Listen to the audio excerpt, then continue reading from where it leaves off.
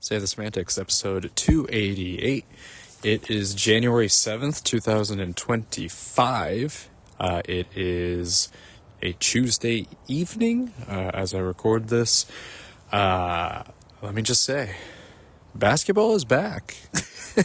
I mean, it never left to begin with, but I'm back in it. I'm back in it. I don't exactly know why I'm invested back in, kind of similarly to how I was at the beginning of the season, but I've gotten really back into it. I've been yesterday in particular, I was kind of on League Pass, sort of switching between the channels and surfing and checking, just going back and forth between multiple games, because there were some good ones that went down to the wire. But I don't know, maybe it's just the fact that it's a new year and everything, that I just sort of have kind of this more, I have like a desire again to watch games. There's just sort of like a more of a kind of interest. I don't know exactly why, but maybe I just sort of I overcame the phase, the dog days, if you will. Maybe there is some validity to that statement of where that period of November, December is kind of the lull period. There is probably at least a reason for that, and I guess that point may stand and may have some validity to it. So but I'm back in it. It's been a nice little kind of week or so of just watching basketball. Obviously, the Warriors have continued to kind of, go through their just be a very uneven and inconsistent team, which I'll talk about in a little bit. But yeah, it's been good. Yesterday was a really good slate for games. I saw some good games that went down to kind of the final buzzer. Some really fun matchups, some really fun moments between teams and everything like that. Some players had some kind of standout moments as well. So it was fun. I'll talk about that as well. It's been a while since I've kind of done like a game by game recap. It's been a while since like the beginning of the season, so I kind of want to do that. I kind of want to do a little, brief recap, if you will, of what I saw yesterday and what I liked. So it was, but let's talk about the Warriors just quickly. So tonight they're going to be playing the Miami Heat, who had a double overtime game with the Kings yesterday, which I watched, and it was actually a lot of fun. It was probably one of the better games that I've watched all season. So we have that advantage going into tonight's game, but I'm not counting out us slaying a complete stinker. Like they gotta show up. It doesn't matter. Like I just don't have a ton of confidence right now that our team is gonna be able to even match the energy of the Heat. Like I feel that they're kind of in a precarious position, considering the whole Jimmy Butler thing, which I did talk about last week, kind of briefly. Maybe I'll get into that a little bit as well. But I don't know. It's been it just continues to be up and down. They won against Memphis in, the past weekend. But on Monday they lost to the Kings. They got blown out by 30, which is just like it's so tumultuous, man. Like, how do you even gauge where this team is? Like, they beat Memphis without Steph. He comes back. I know it's on a back-to-back, but like, I mean, it's a home back-to-back. Like, and I don't know. It just doesn't feel. It doesn't give me any confidence. I don't. I mean, like, I don't know. What else am I supposed to say that I haven't already said? That I mean, there needs to be some level of change with this team, I feel, if we really want to get into kind of that contention conversation, which we are far from it. It's just going to be, what are we going to do? Are we going to roll with what we have and be in the play-in again this year and probably get knocked out? Like, I just don't I don't feel good about that. I'd much rather, if we are in play in contention, at least give us the chance to, move into the playoffs, be like the 7-8 seed at the very least is kind of what I would be hoping for as just kind of a bare minimum if we are sort of competing in that sense. But I don't know. It just doesn't give me a ton of confidence. Especially this past loss, like, do we just kind of wipe our hands and move on? Maybe, but yeah, it's going to be interesting seeing what we're able to do at the trade deadline or before the trade deadline. Like, is there even, like, are they going to be willing to make that move to get that, secondary person that can kind of provide a spark? Like, is Jimmy Butler even possible? Based on kind of some reports, some discussions from like beat writers and stuff, it doesn't look like the Warriors are willing to do that, which I feel, look, I'm a little on the fence with Jimmy, whether we would want him on the team or not, and whether he would really bring us to, the next level. Like, how well is he going to mesh with the group? I am not 100% sure of that. But if, like, nothing else is available, if somehow Cam Johnson maybe gets swept up by another team, if he gets picked up by someone else, like, I don't know. I feel that, like, you just gotta maybe play your cards and see if you can bring him in. Like, look, if we get him and it doesn't work out, I'm not gonna put too much blame on the front office. Like, that's just kind of what you do in this situation. Like, at least I think from Curry's perspective, and he talked about this in an interview recently, he was talking about just kind of I think he mentioned specifically Wiseman and how that didn't really work out. And just kind of the, sort of the position that they've been in for the last couple of years following, 22's like championship run. And it is interesting to see that he's definitely not content and not happy with how things currently are. So I think the hope is that you do something that can sort of, I don't know, just get him to a position where he can play meaningful basketball again. You know what I mean? I think that it would just be worth it to try and swing for the fences. And if it doesn't work out, look, it is what it is. I understand, like, I'm understanding more and more just based on kind of like the podcast that I listen to, how difficult it is in this specific environment now following the CBA, the new CBA, how difficult it is to try to make transactions work and how to make trades work and that kind of thing. And so I understand that there's just gonna be limitations to that.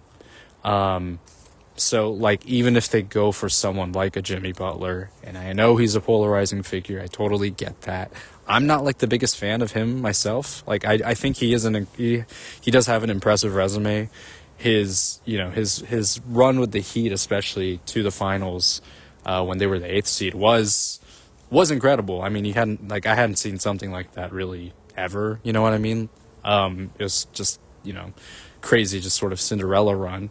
I mean, obviously they went up against the Nuggets in the finals, weren't the most interesting thing, but like, you can't deny that was something to watch. And I think he still has something left in him. I think that, like I said, this is kind of the year to really capitalize on that. You get a win now player this year. If you win this year, just figure out the rest after. You know what I mean? Like, I don't know what Curry's kind of future is going to be. The hope is that, I think most people are going to want, most fans specifically are probably going to want him to retire with the Warriors and everything. And like, we don't know that for sure. I think that's like the most likely outcome. I just don't think, I don't know. You never know what's going to happen, but like, you can look at situations like a Michael Jordan who had a last run or, last dance and then went to the Wizards for his like final year. Like, is Curry going to do something like that? I have no idea. It'd be kind of like a, potential spark. Like, I have no idea. I don't know what that's going to look like, but anything is possible. Like, obviously fans will want this to be just kind of a glorious ending, but I've already talked about this. Like, it doesn't always end as smoothly as you want it to be, man. Like, after success, there's gonna be a period of discontent. Like, you're just not gonna get what you want.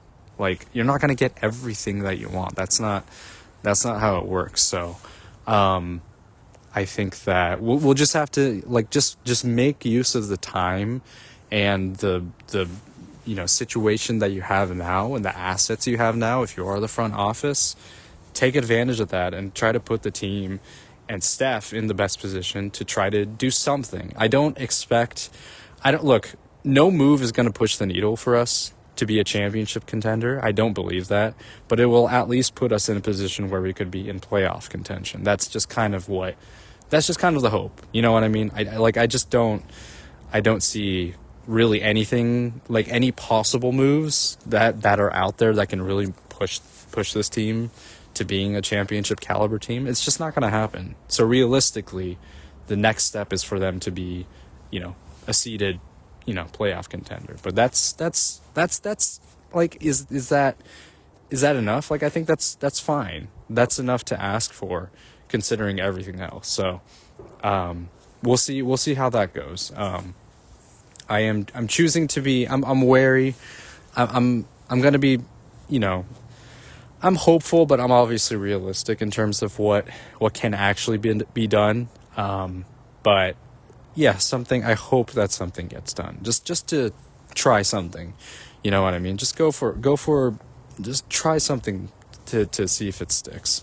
Do something big. So yesterday, as I said, there were a lot of games that kind of caught my attention. So I'll touch on some of them. The Orlando Magic were playing against the Knicks in Madison Square Garden. Like, it's kind of crazy.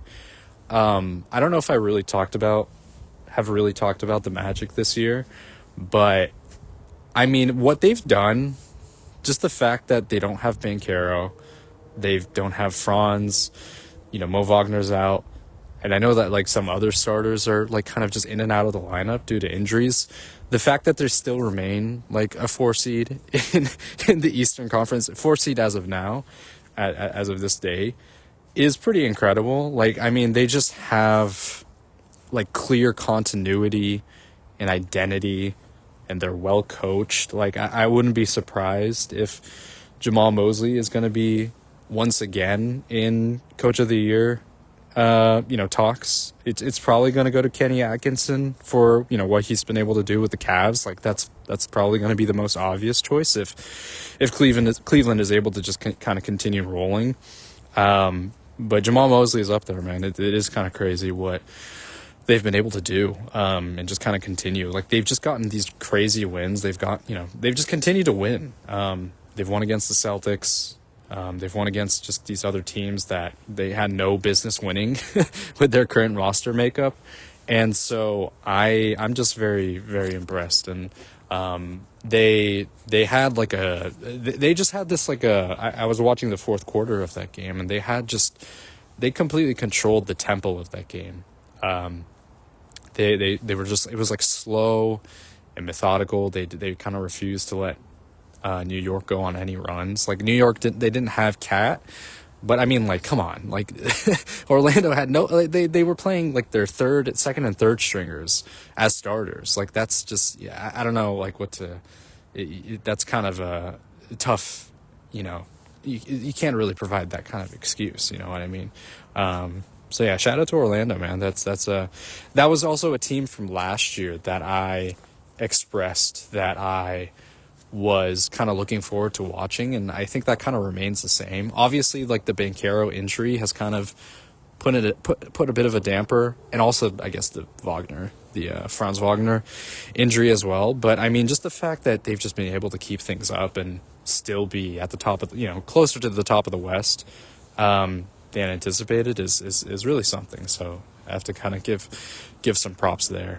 Another game that I was sort of watching was Chicago against the Spurs.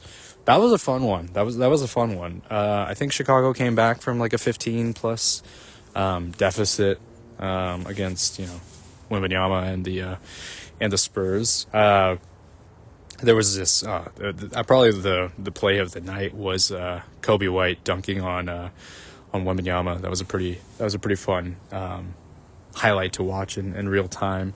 I have noticed this. I've watched I think I've watched like a decent amount of Spurs games, and Spurs games where they do go down to the wire and stuff, but they really don't like.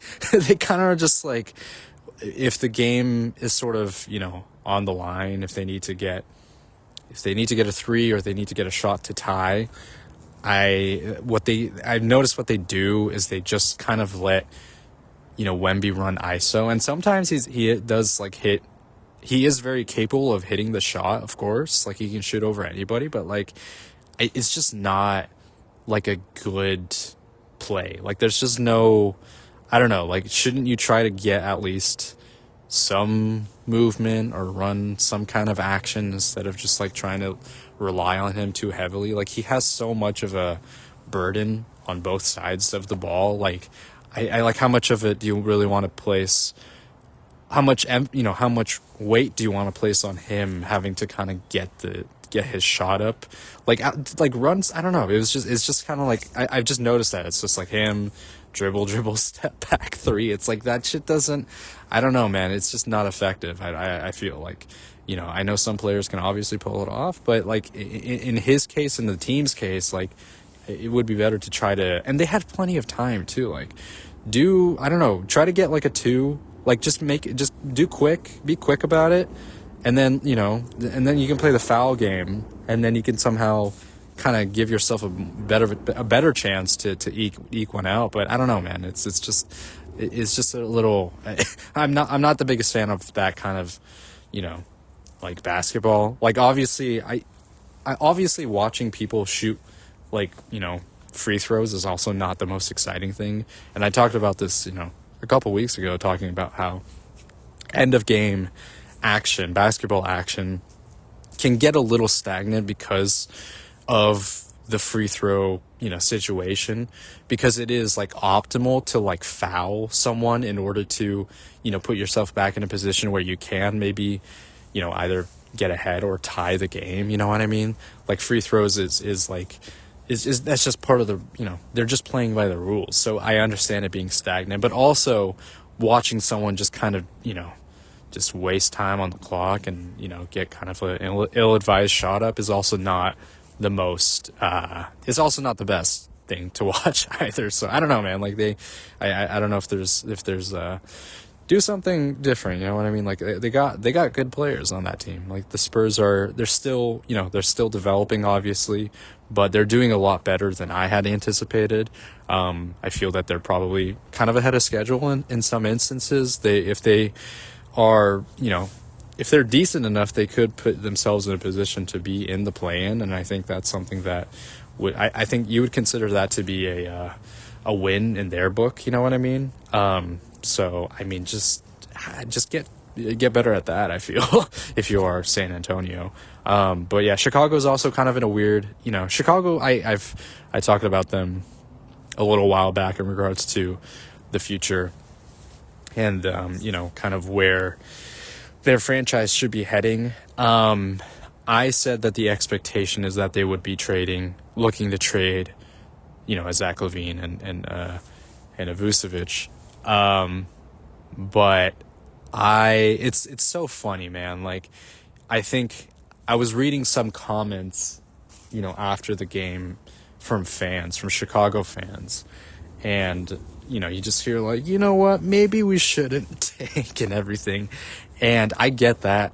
Like, I understand that feeling. Like, it does suck watching a tanking team. I understand that feeling. I totally get that. Like, I understand that it hurts to not watch your team play meaningful basketball.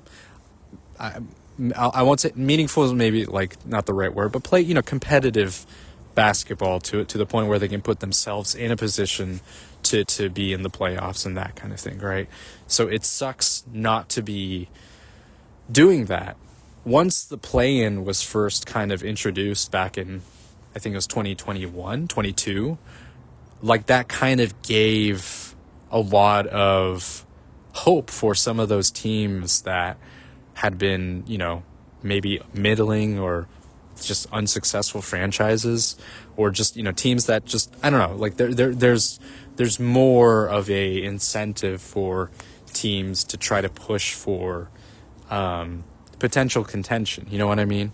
And in the case of the Bulls, like they are, they've been in the play-in for like 3 years in a row now, and they've, they haven't gone into the playoffs. So it's like, is that the direction that you want to go if you are the Bulls? Like at least in their perspective, in the perspective of, the front office, it's like, hey, listen, we're giving fans something. It's not, it's not exactly what they want. I know it's not exactly like a playoff series or a championship level team, but hey, maybe this will get your hopes up a little bit. You know what I mean? And I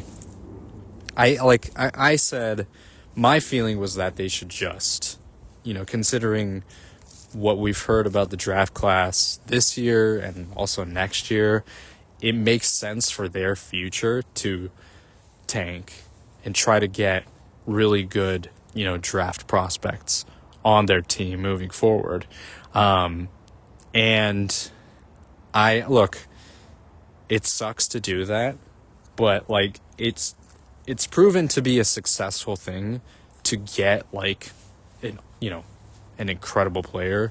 You look at the Spurs and what they were able to do. You look at OKC when they were able to draft, Chet and Jalen Williams and all of their young draft pickups and the position they're in. Obviously, like you don't like OKC is kind of a special case because of what they've been able to do in terms of just hoarding all of these like draft capital, but like it clearly shows that tanking is kind of the way to go in some instances.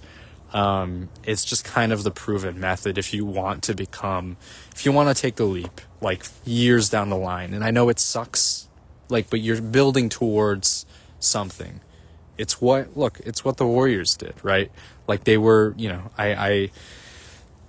when I was watching them earlier on back in like 2009, I mean, that was the year that they drafted Curry, right? But like, 2 years before that, they were not good. They did go to, in 2007, they upset the Mavericks in that playoff series and everything like that. But afterwards, it was a lull period, and they were one of the worst teams. And it wasn't for nothing though. It ended up really working out, a few more draft classes later, and 2014 is when they were able to really make a championship run, and they were right there. So it's like 2014, 2015. So that's kind of the, it's like if you really get lucky, and if you really get some good players at the top of the draft class, like you can become, you can really, really put your franchise in a really good position. But I understand this feeling, this want to win now mentality, and I get that. I also get it. Listen, I'll do a little devil's advocate kind of thing here, maybe too much so in arguing for the Chicago Bulls management, but like you hope that tanking is not really the solution. Like I really like the period that we're in. Even I'm grateful. Obviously, I'm really happy with the success of the Warriors and just kind of the dynasty and everything like that. But this period we're in with of just the parity and everything like that is really good. It's a really good and really fun time for a lot of good teams out there and a lot of good players to be in contention. So it's it's kind of this weird balancing act, you would say. Like, you introduce something like the play-in tournament, and it's like, okay, so that sort of gives incentive to maybe some of the other teams to try to get into a position where they can get into the playoffs, but also it is just infinitely better for your team if you are kind of wanting to build something up to tank and get draft capital. And considering the current CBA situation, from what I understand from a very naive and kind of very surface level perspective, it is better to try to get draft capital versus having experienced players. Like, if you are able to get really lucky in the draft, you have players under contract on a rookie deal, which is far cheaper than any other deal out there. So it's like, it is just a much better financial decision in a way for a team to be bad so they can get better through the draft, right? So it's just kind of like this push and pull where it's like, I don't know, it's like you want to incentivize teams to compete, but also just historically it's been shown that if you are a bad team, you will be better compensated. You have a better chance of being compensated with a franchise player. So it's just kind of like I don't know, it's tough, right? Like, how do you balance that? I do really like the play-in. I've expressed that plenty of times. I think it's fun to have one game elimination. But it's also, if you also have, if the bottom 3 worst teams in the league have the highest chances of getting the number 1 pick, it's okay, clearly there's something there. So it's where do you kind of, you got to be real bad, or you just got to be, I don't know. I mean, last year was maybe a bit of a, you could argue last year was a bit of a difference there because the Hawks were also in the play-in and they got the number 1 pick. So maybe that's that might just completely throw my argument out the window. But just historically, that's just, that's kind of I feel that's kind of a rare case, right?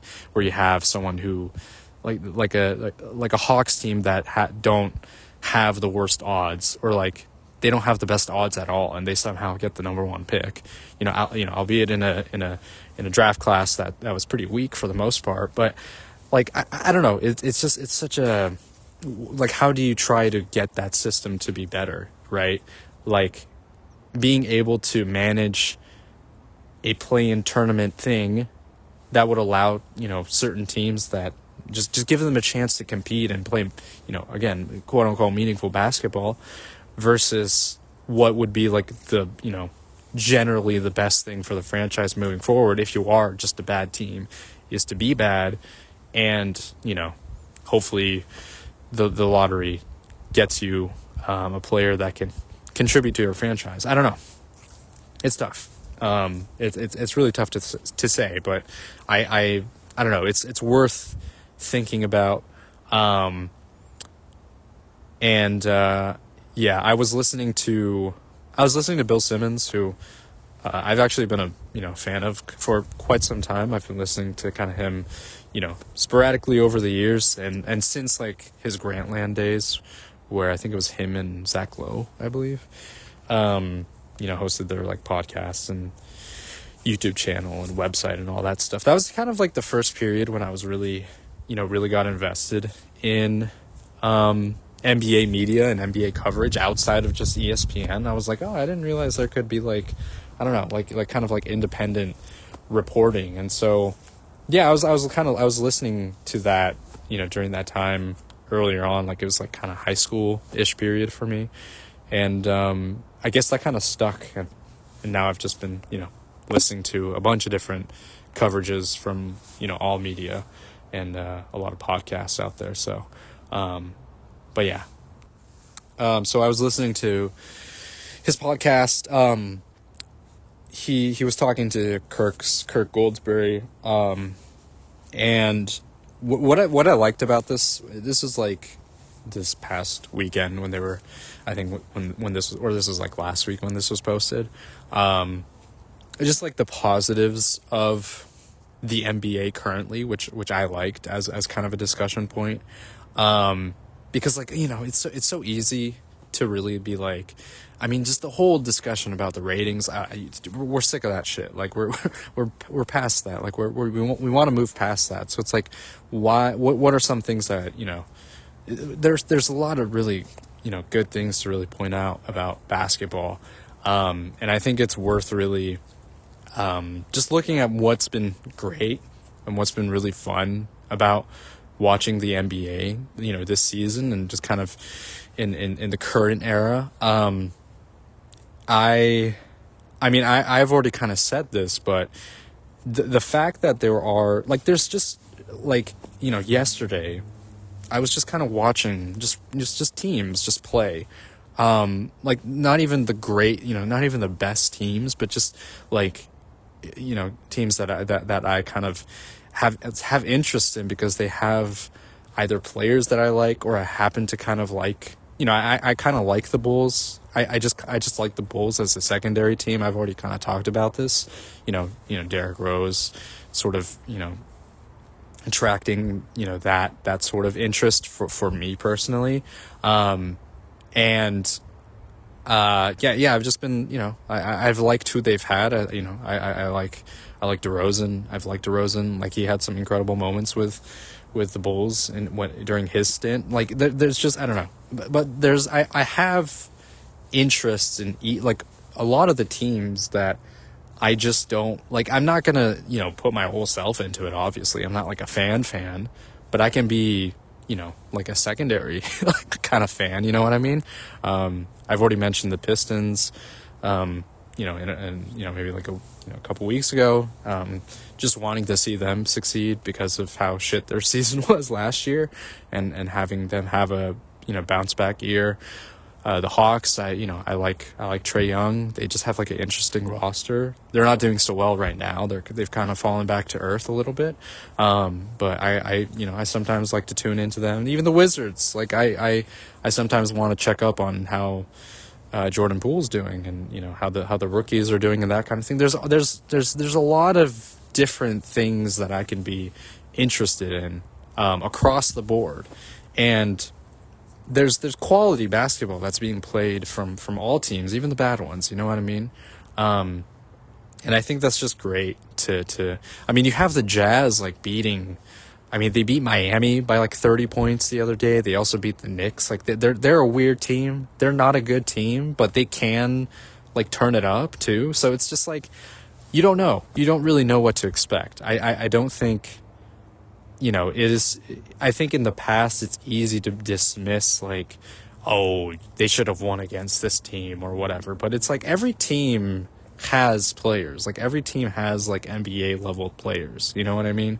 And so I think that in itself kind of gives me the, the want to check in on games once in a while. And I just like, certain matchups, or maybe I'm just interested in checking out what certain teams look like against each other. So there's a lot to, there's a lot to appreciate, really. Just a quick, that's just kind of a quick little side note there. So yeah, I was kind of scrolling through, yesterday's games. Talking about the Bulls, Spurs, and the. I also watched a little bit of the Pistons and the Blazers as well, so that was pretty fun. That one came down to the wire. Like, it was kind of like Anthony Simons and it was Tim Hardaway Jr. were just kind of like trading buckets, so that was like kind of fun. It was like back to back threes. That was kind of, there were some fun sequences there.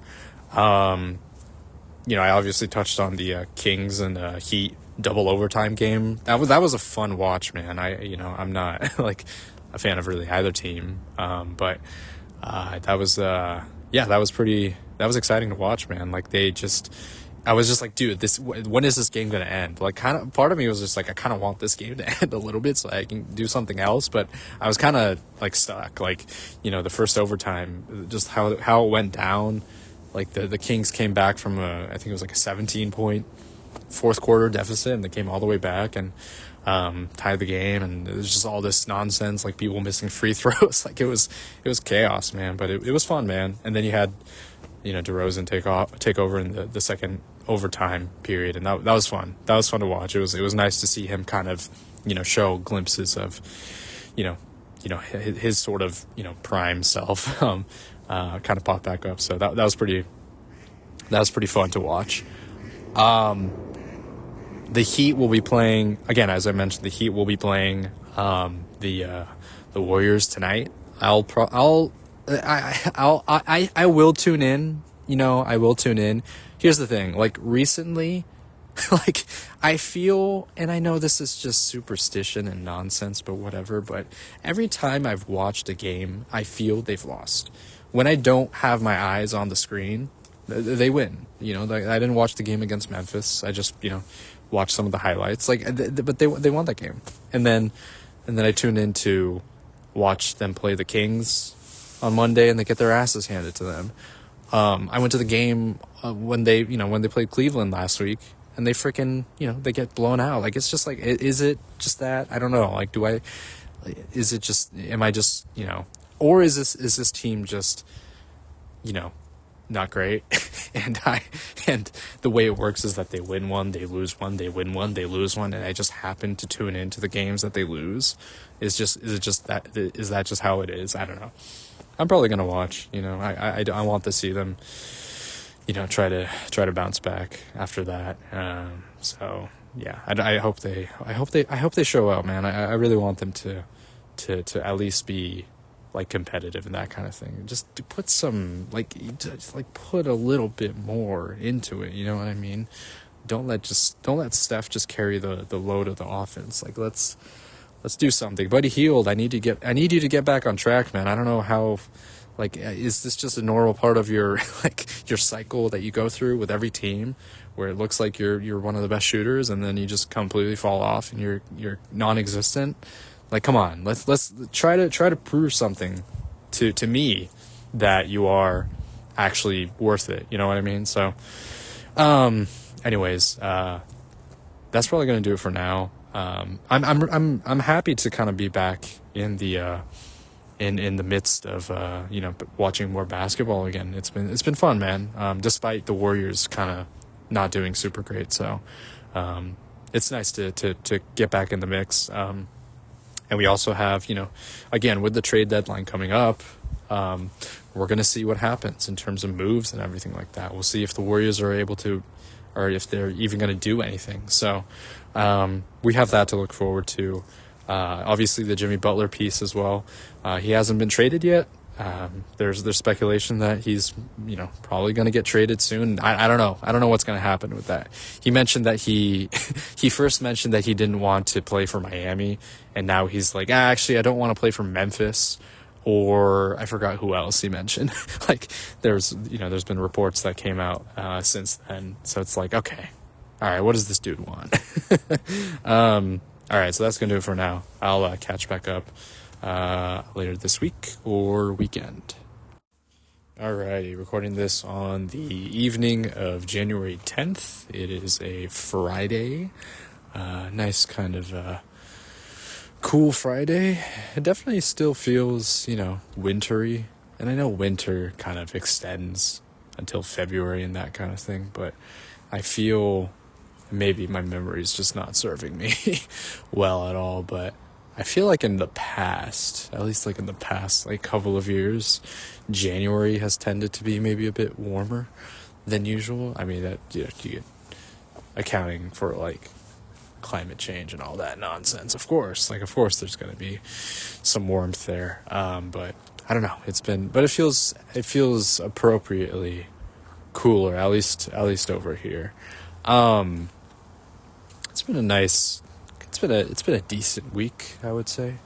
Haven't really been doing too much necessarily, but it's all right. Things are sort of picking up for me on the work side of things, but outside of that, I've been doing all right.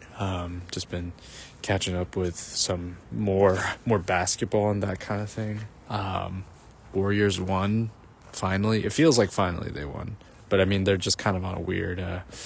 Again, it's just a continuous, just sort of up and down season that they've had.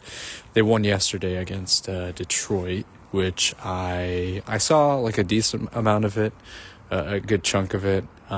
Mostly scoreboard watching, I would say.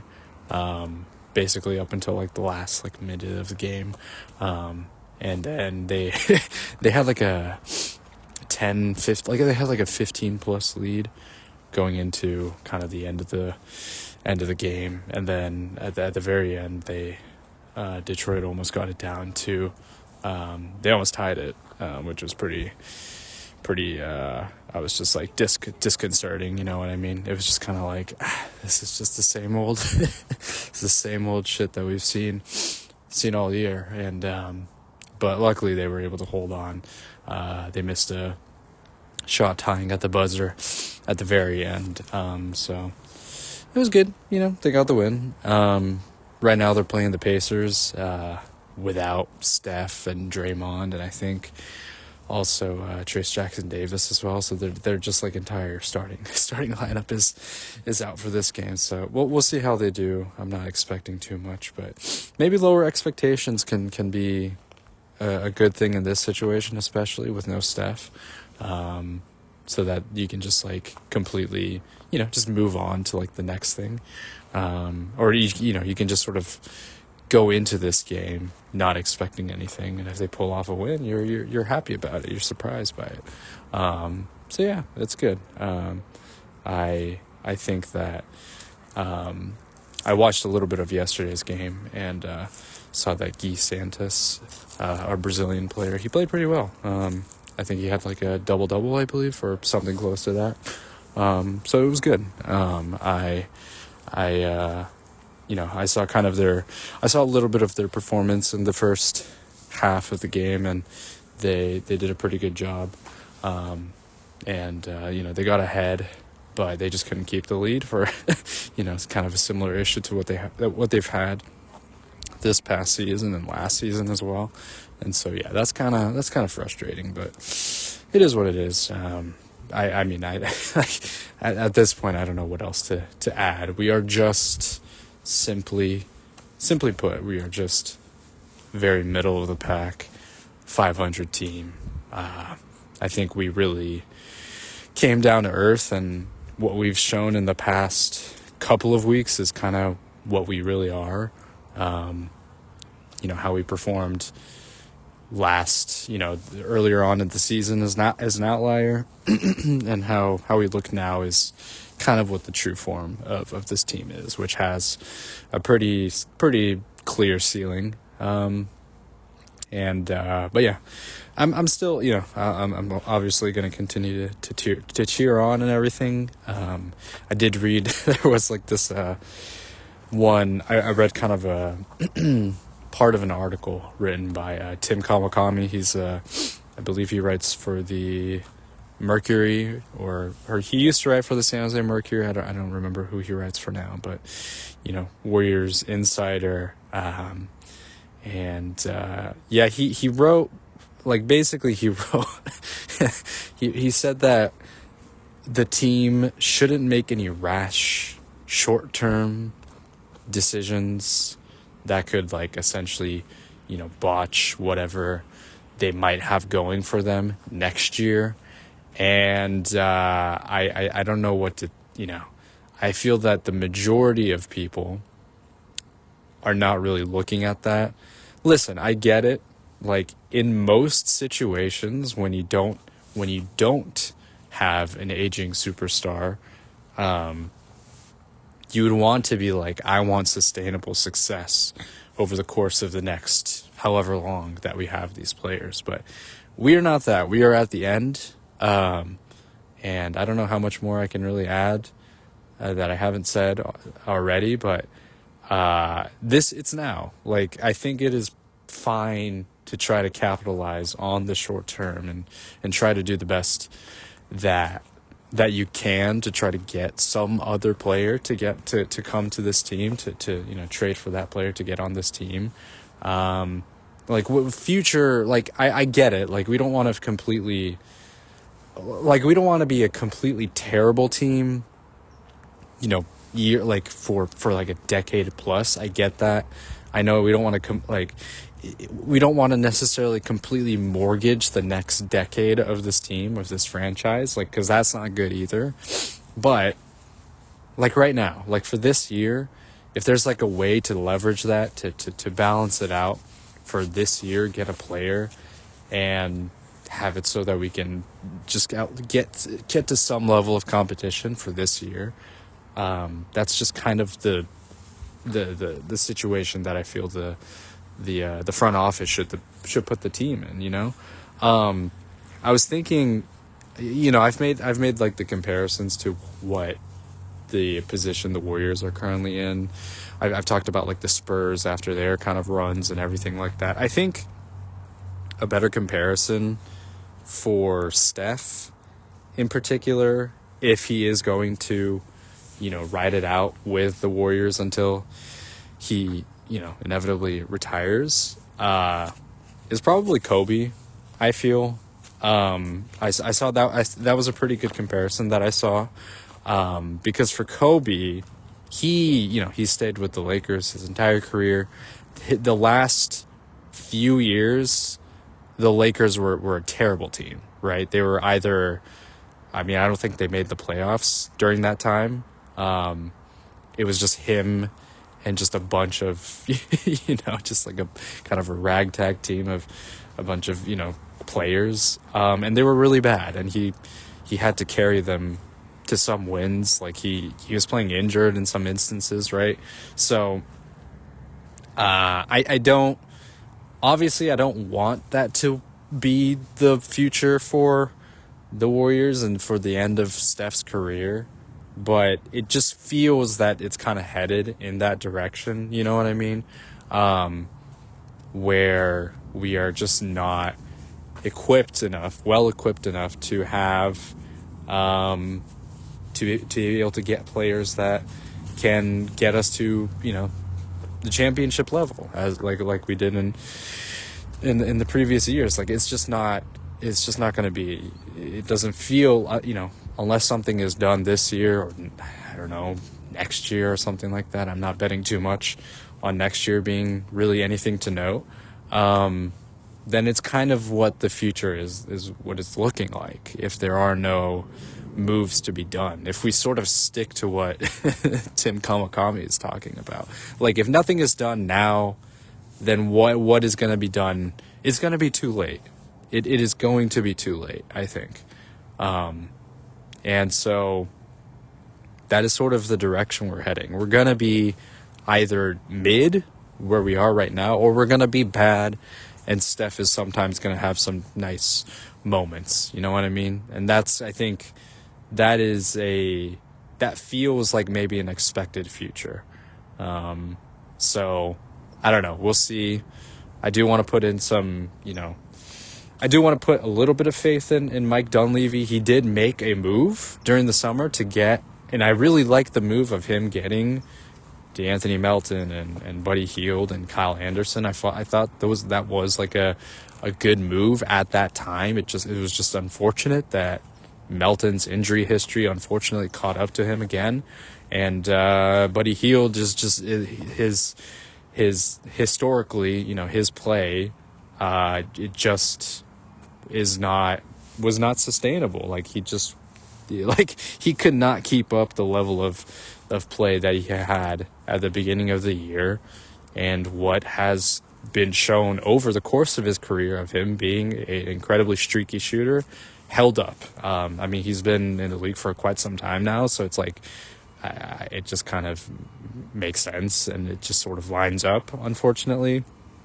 And Kyle Anderson has just not been a factor for them, unfortunately.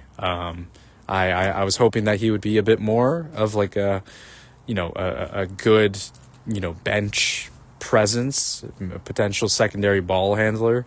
But the fact that he can't shoot and the fact that he just, I don't know, he just doesn't fit into kind of the rotation very well, or whatever makeup of the bench roster.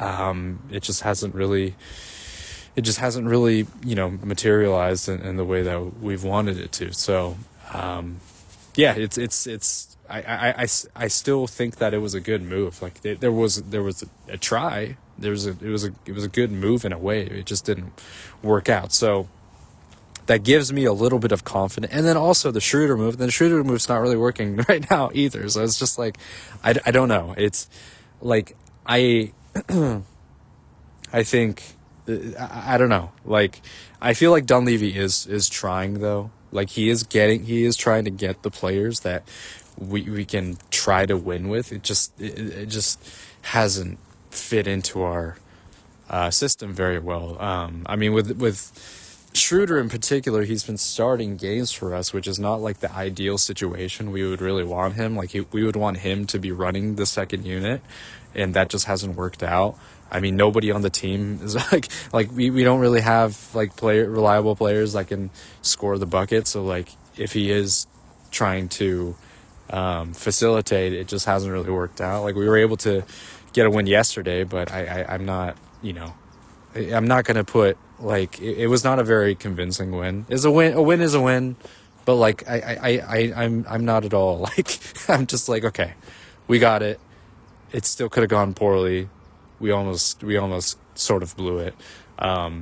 So yeah, I don't know. It just, but his fit has not really worked out because we do not have the players that can complement him on the bench. And so it's a lot, really. I mean, the more I think about it, the more I'm like, I don't know. Like, I don't know what really we can do to, like, with the players that are out there. Like, is there anybody that can really push us over the edge? Like, I don't know. I don't know. It's not looking super bright in that regard, but listen, I'm just gonna take what we have, and we'll see where things go. I think it's still, we're above 500, I think, right? We're either at 500 or we're like one game above 500, so we are perfectly mid, really. And that just might be where we are moving forward, but we'll see. Listen, I will try to remain optimistic despite, how things have been. I'll touch a little bit because it's been, a couple of days now. So on Wednesday, there was the Thunder and Cavs game, which I think is probably my new game of the year that I watched. There might have been some other games that were really good. I mean, the Kings and Heat game was crazy. But in terms of just like the level of play, like the quality of play from both teams, it's hard to argue that, against this Thunder and Cavs game that I watched. I'm glad that I was able to watch most of it. I mean, it was just back and forth. Like it was, and like high level scoring, but also high level defense too. Like it was like a completely different world from what I was used to in terms of watching, the Warriors and like, other teams of their caliber. Like it is just such a completely different level that I was watching. Like one, it felt like a playoff environment. And both teams were sort of treating it in that way. Like both teams had to just be almost like perfect in terms of, getting things right. It was like 30 lead changes or something crazy like that. Like it was just the back and forth. Like, Cleveland goes on like a little small run, and then the Thunder came back and they take the lead, and maybe they have like a 5-point lead, and then Cleveland comes back and ties. It's just, and then going into the fourth quarter, it was just like back and forth. There was like 1 point leads, it was crazy. The Cavs eventually sort of, distanced themselves because they were just playing great defense, and then also they were able to convert.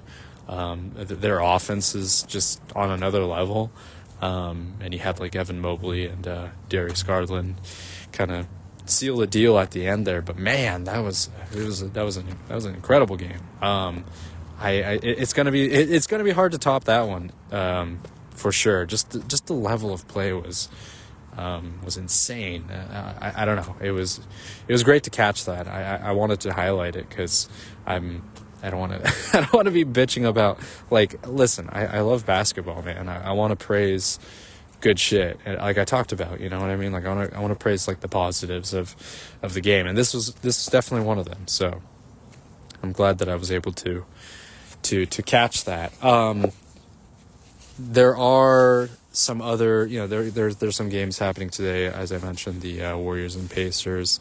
Thunder are also playing the Knicks, which might be kind of interesting. It's sort of a rematch of the game that happened, I believe, like a week ago or something like that, where the Thunder beat the Knicks. So maybe the Knicks will get them here. But yeah, there's a lot of really. I'm kind of happy with just sort of the matchups that I've been able to see tonight. I think there's some other ones that I might be interested in, but yeah, it's been good, man. Just continuing to have quality basketball, like on top of that Thunder Cavs game. Like there are other teams that are doing good stuff. So it's nice, man. Let's talk Xenoblade. A new Xenoblade X trailer dropped yesterday, right? Was it yesterday, I think, that it dropped? Which was sort of it was either yesterday or Wednesday. I don't remember. Today's the 10th, so I believe it was yesterday. A lot of people, including myself, based on reporting from whatever, rumors, that kind of thing, were expecting that there was going to be a potential reveal of the Switch 2 this week, but now people are saying next week. And what actually happened was there was a new trailer that popped up for Xenoblade X, and very happy to see that. It's crazy. It's only 2 months from now, which is pretty soon.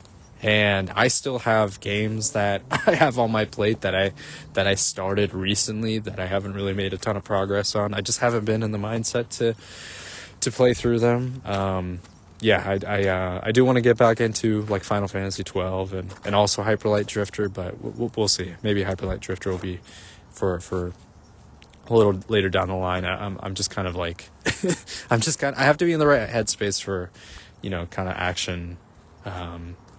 Sort of that kind of action game.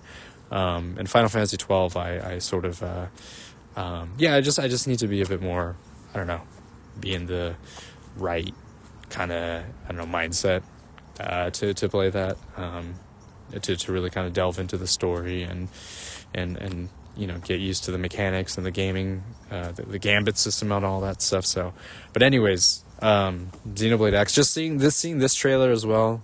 We got some kind of confirmation that there's going to be additional story content, additional content in general, some new characters that they revealed. And so that makes me really excited to just pick this game up. Apparently the UI was significantly updated from the Wii U version, which is nice to see. A lot of people said that the text was really difficult to read in the original game, so that's good for just quality of life, updates and just upgrades in general.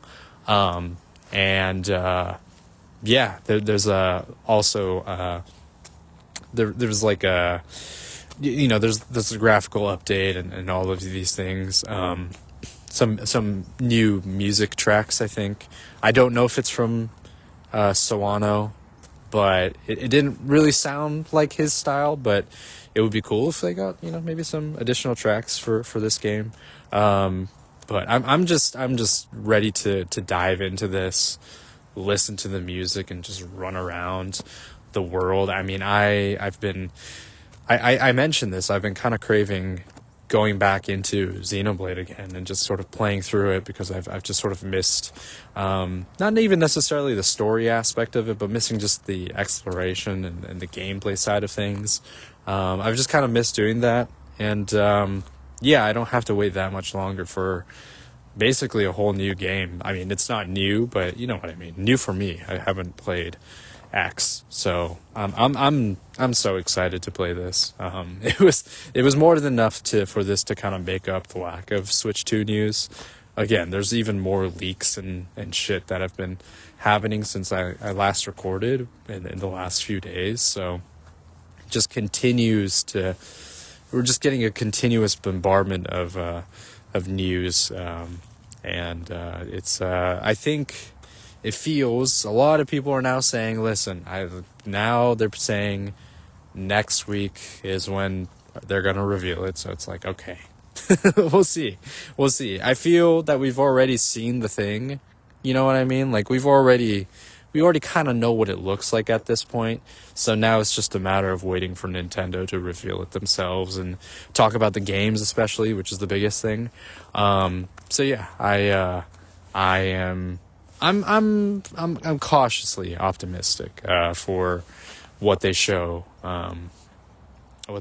next, if they do show anything next week. Also, here's the thing. Listen, I talked football like I don't know, like a week ago or something like that. The NFL playoffs are starting on this weekend on Saturday, and it's, I'm not someone who is a big football fan. I've already expressed that. But I'm actually kind of looking forward to maybe checking out some of the games, because I think playoff football can be pretty exciting, from what I remember. I remember watching. I watched the Super Bowl last year with friends and stuff, and that was fun. They didn't win, the team that we were rooting for, but it was still a good time. So yeah, I don't have really any skin in the game. Like I don't really care too much about who wins, but I think it'll be just sort of fun to watch as a neutral fan across the board, really, right?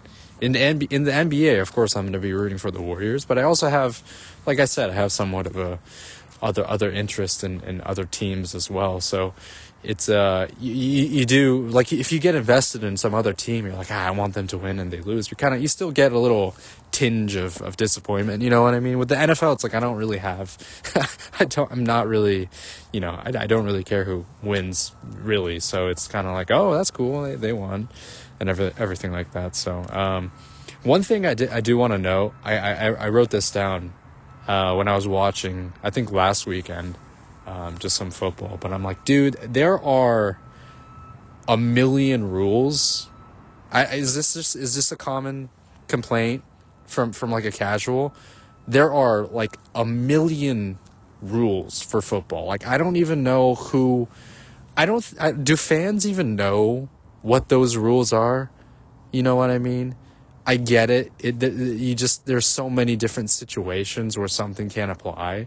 So it's like you kind of have to have certain rules set, but I'm like, dude, there are so many, man. Like, how do you keep track of that? Like, what do you do if, as a defensive or offensive player, like, what do you, like, you don't even know, like, the player doesn't even know that was a thing. It's like, oh, I didn't know I couldn't, like, touch him while the ball was in the air or whatever. Like, it's just like, there's so many little infractions here and there. I'm like, dude, that would be so hard to keep track of everything. I don't know. Yeah, I just don't think most fans know what any of the rules are. Like, maybe some of the obvious ones, offside. I don't even know what the offsides are. It's not like football / soccer rules where it's offsides, where the player is, crossing the threshold where there's nobody else in front of them, no defenders in front of them. Like, I get that, but like, what are the offside rules for football? I don't know. There's just too many, man. Like, I'm just kind of like, all right, I guess that's a rule. They threw a flag, I guess that's a rule. Roughing the when is it roughing the passer versus not roughing the passer? Aren't you always supposed to rough the passer? Technically, isn't tackling the passer tackling the quarterback, like, isn't that technically roughing him? Or is it just like, is it like a flagrant foul equivalent for basketball, where it's just like you tackled him, but you also did a little extra? I still don't get that. You know what I mean? It's just, it's funny, but yeah, it's entertaining from what I remember watching. So yeah, I'll probably watch some games this weekend, and plus the fun thing too with playoff NFL football or NFL playoff games are that they're also, one game elimination. So it's like you win or go home. So there's a lot at stake. And I think that can be pretty entertaining. I think that's kind of what brings a bit more flavor and a bit more suspense to each of the games versus maybe an NBA playoffs, you know what I mean? Where you get 7-game series and that kind of thing. So, yeah, I don't know. It's a different flavor with NFL football or NFL. I keep saying NFL football, NFL playoffs, versus maybe some other sports, because other sport, like the 3 other major sports, they're all 7-game series, right? Baseball, basketball, hockey, all of those are 7-game series. So football is kind of the outlier here in terms of how they handle the playoffs and the championship. So I don't know. Is there? I don't know. That's just kind of an observation. I don't know if there's like anything you can necessarily do because like football is still king in the U.S. Is there a way to maybe try to I don't know, get it so that you can have that same level of excitement in terms of the suspense for that with the other sports? I don't know. Maybe it's just kind of different, and it is just kind of how it's been. But maybe less games, maybe a 6-game series instead of a 7-game series. Does that make a difference, or is that too little? I don't know. Just some thoughts, but anyways, that's going to do it for this week's episode. Some nice little things thrown in there. The Xenoblade X trailer was a nice surprise, just to get me more excited for the game. And yeah, we got some stuff coming up, so looking forward to that. And yeah, that's going to do it for this week's episode. Thanks for listening as always. This has been Save the Semantics, signing off.